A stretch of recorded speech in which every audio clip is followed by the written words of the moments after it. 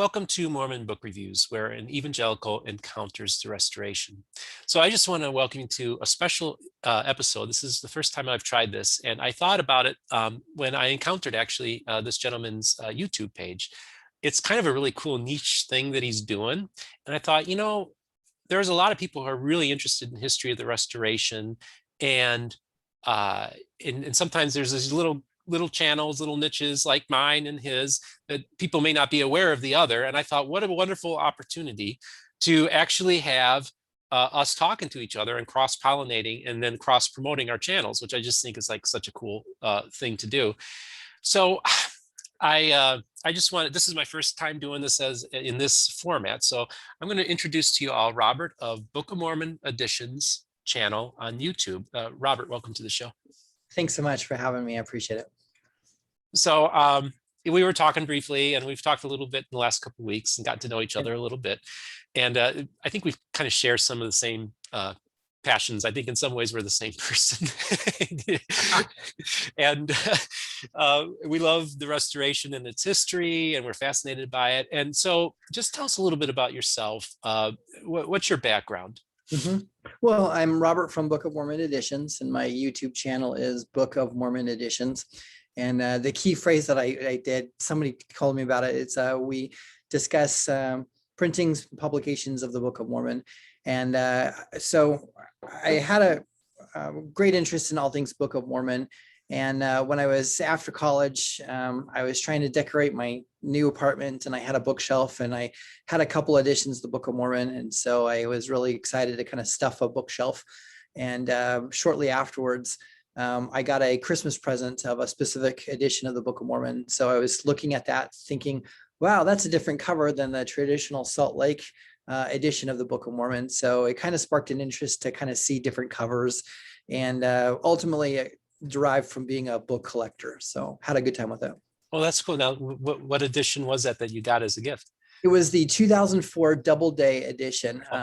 President Hinckley announced that he would give the Book of Mormon to a third-party printer and put it in like Barnes & Noble for non-missionary, not risky, but Salt Lake generated Book of Mormon, so that people could just purchase it in a bookstore. So the Doubleday edition.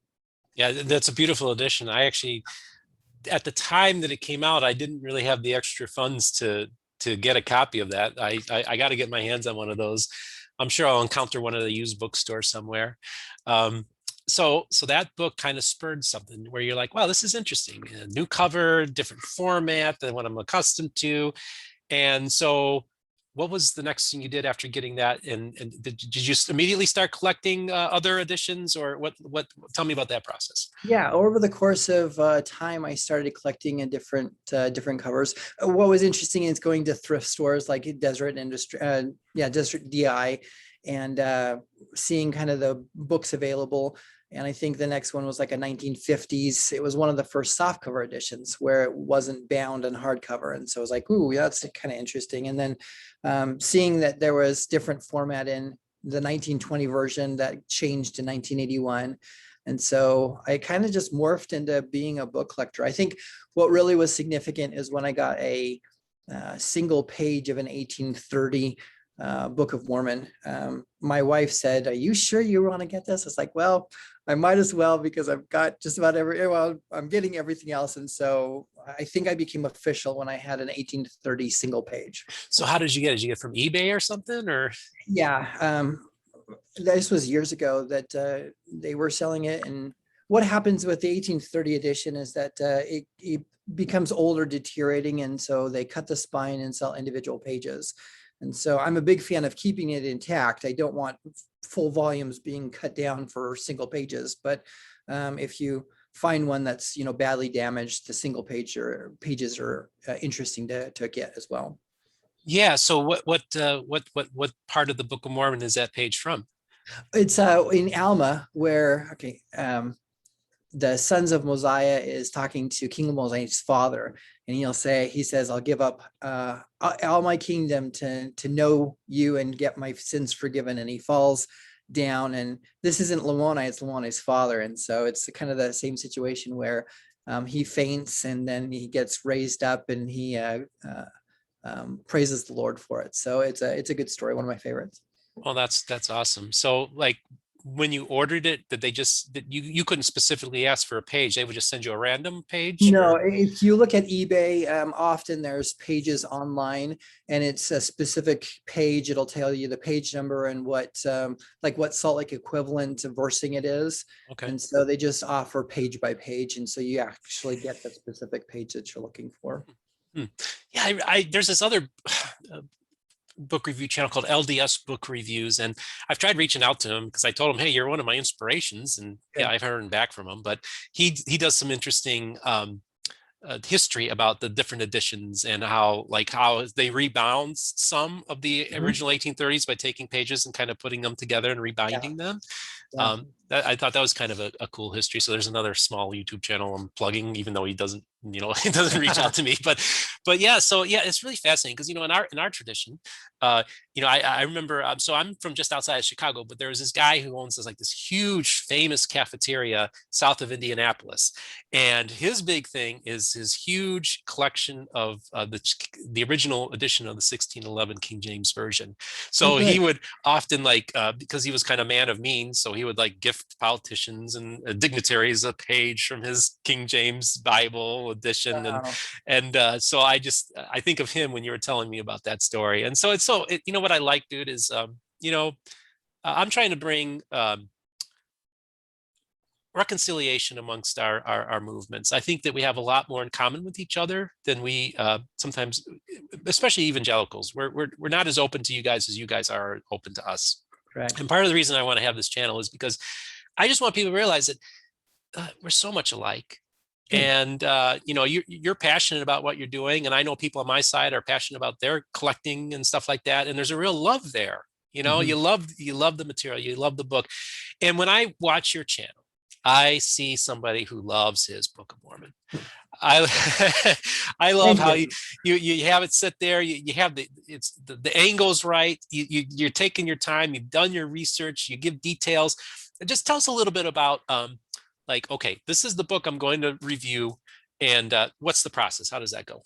Well, the format, I once started filming me kind of holding up the book and things like that. And I figured you want to look at the book rather than my face. So that's usually the format is I just do the pictures of the book or background details of the book.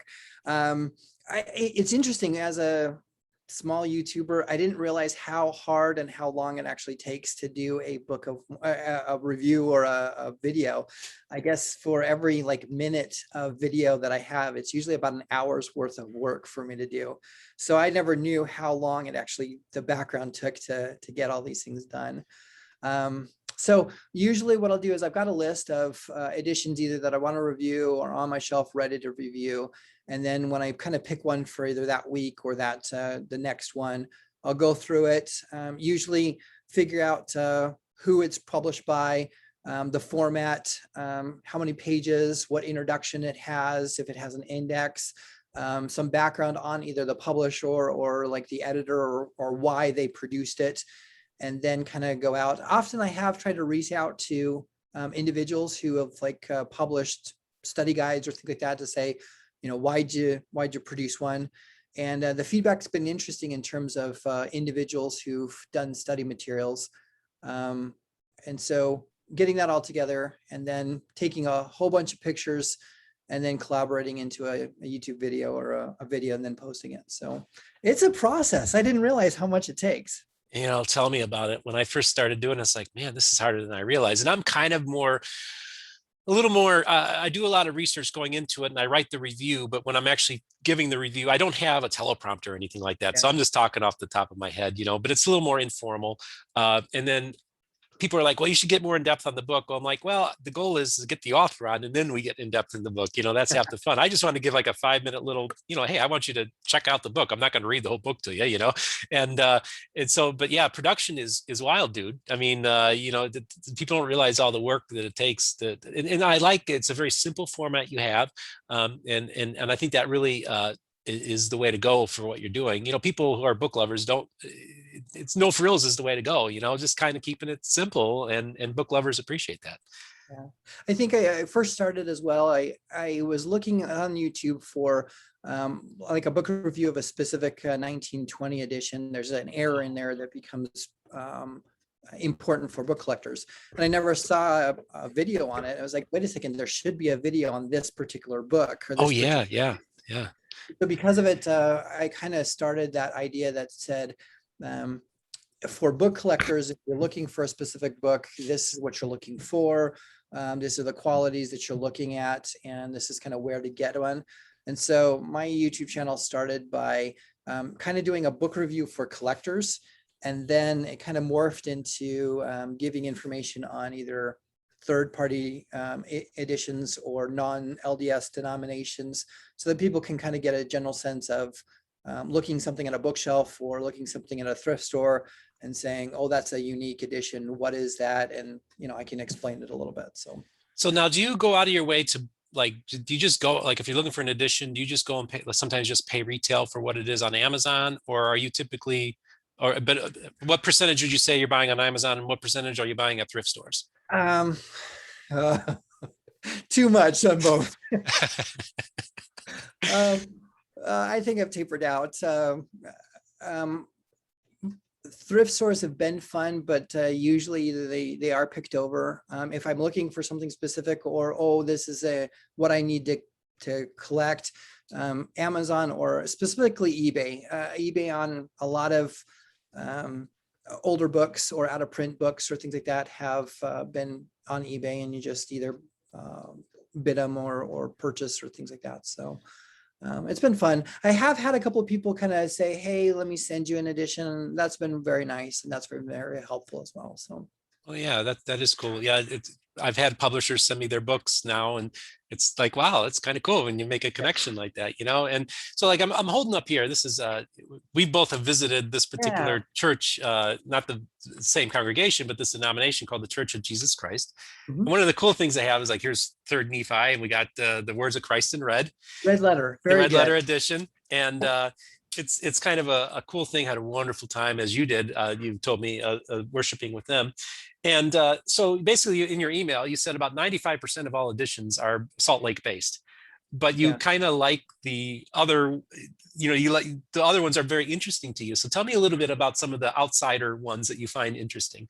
Yeah, and Salt Lake is kind of accounted for about 90 to 95% of all printings. They've done a really great job on flooding the earth with the Book of Mormon, and as they should have. But and the challenge with a video is, or YouTube videos, is that even if I give equal time to various editions, it doesn't mean I give, or it doesn't mean that it has equal weight. Obviously, because Salt Lake is such the large volume. And so if I spend time on a outside publication or a small printing or things like that, I really have to kind of make sure that um, once again, time doesn't equal weight. But I've had a good time with. Oh golly, I split them into a couple of categories. Obviously, the Salt Lake printings, either through history or the current ones. Salt Lake study guides, where they're either found at Deseret Book or other LDS bookstores that are full-fledged LDS study guides. Outside publications, third-party editions. What's interesting is the Book of Mormon is actually in public domain, and so you have a lot of relic publishers or replica printers who take the old public domain and make their own copies. And then finally is a non-LDS but restoration denominations, Church of Christ, Church of Jesus Christ, Community of Christ, half a dozen other. And this is what is interesting is I kind of knew our LDS or Community of Christ was the next biggest group, but there's actually quite a few that either have broken off or changed or updated their denominations so that they're independent, and often they have their own editions as well. Yeah, yeah, it's so interesting reading about them, and like some of them are the Record of the Nephites. They even have a different name, and it's just kind of cool their take on it. And I find it interesting. I there's a couple of editions. First of all, I I think the video that got like the most views is when you did Rod Meldrum's Annotated Book of Mormon. Yeah. And I like that one because it does go into Book of Mormon geography as compared to the Heartland model that they proposed. And so if you are looking for Midwestern geography Book of Mormon, that annotated edition is really well put together. And I thought you did a really good job kind of given his background and the history of it, kind of educating your audience about who he was. I could tell you really put a lot of time researching that edition. And I thought it was, I'm actually going to get my hands on a copy of that. It's pretty pricey. Now I'm probably going to see Rod when I get out to Utah next month. So, maybe I can work out something with him and get my hands on a copy.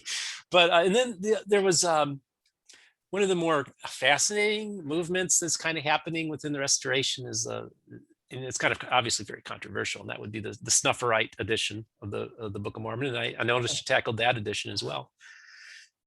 I did, and I try to personally. I've connected with their publishers, and they're really nice people.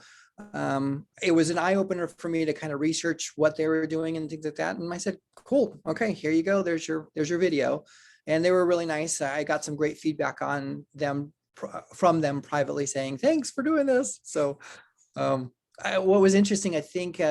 Either their group or just through verbal word of mouth, everyone like saw that, and my count was way higher on that one than a lot of others. Oh yeah, that's right. Yeah, that one that was viewed.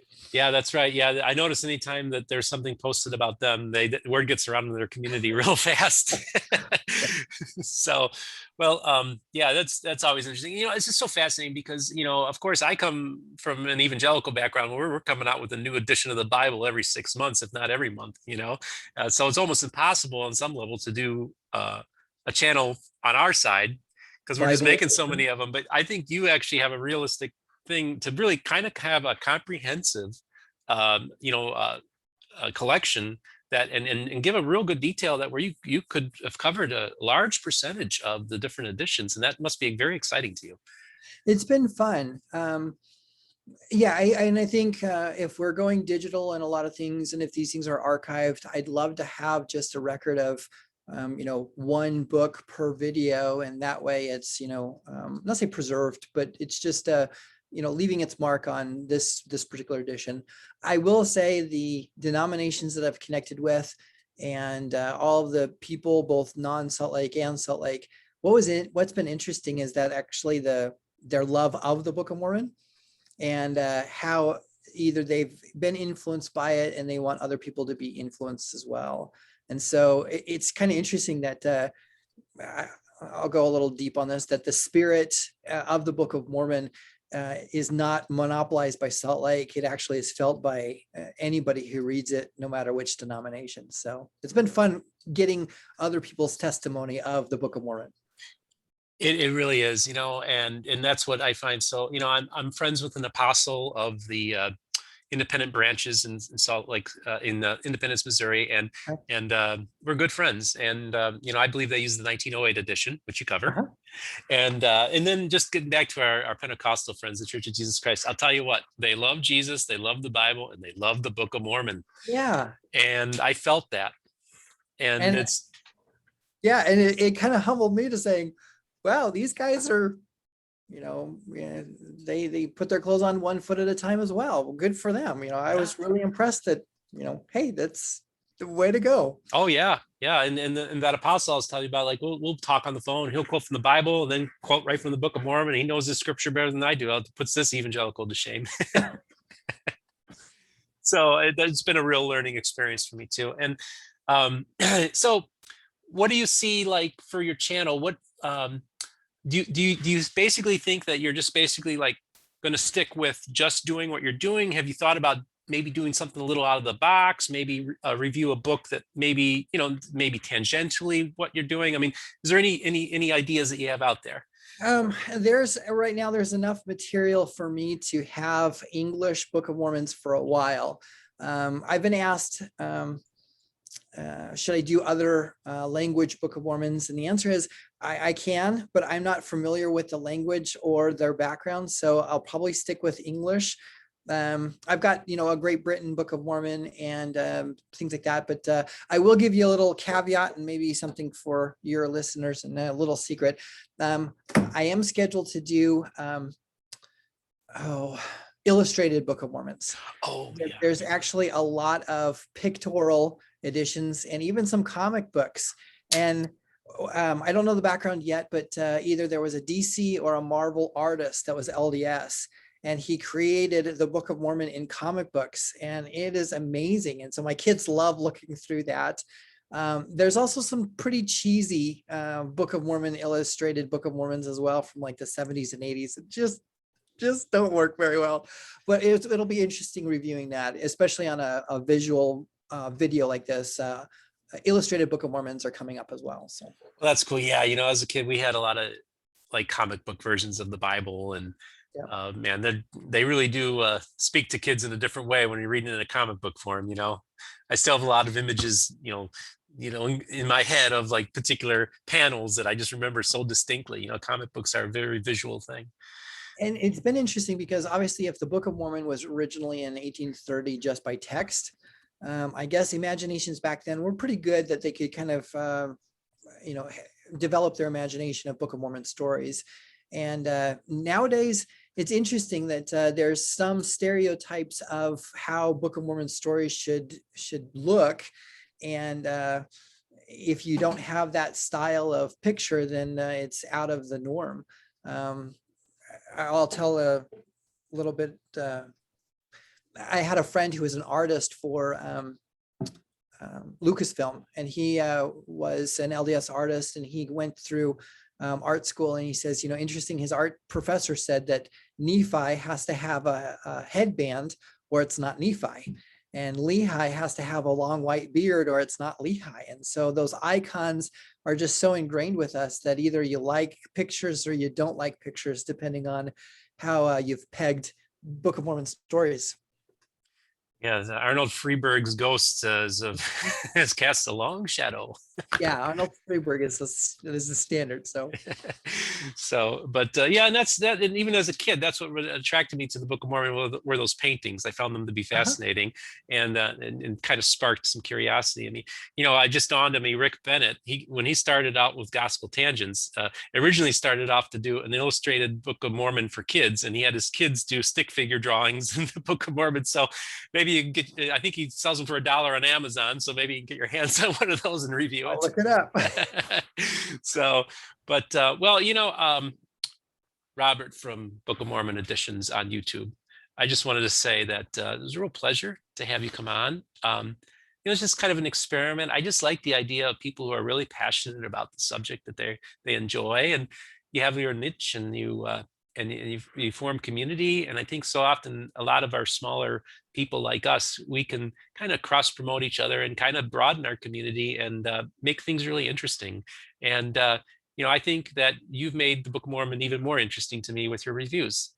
And I really appreciate the time and the effort that you've taken to it. It's a labor of love, and I think that should be honored. And I want to honor you for doing such a wonderful job, and I want to thank you for coming on the program. Thanks so much for having me. It's been fun. And once again, best wishes to your channel and your viewers as well. So I would like everybody to like and subscribe and ring the notification bell.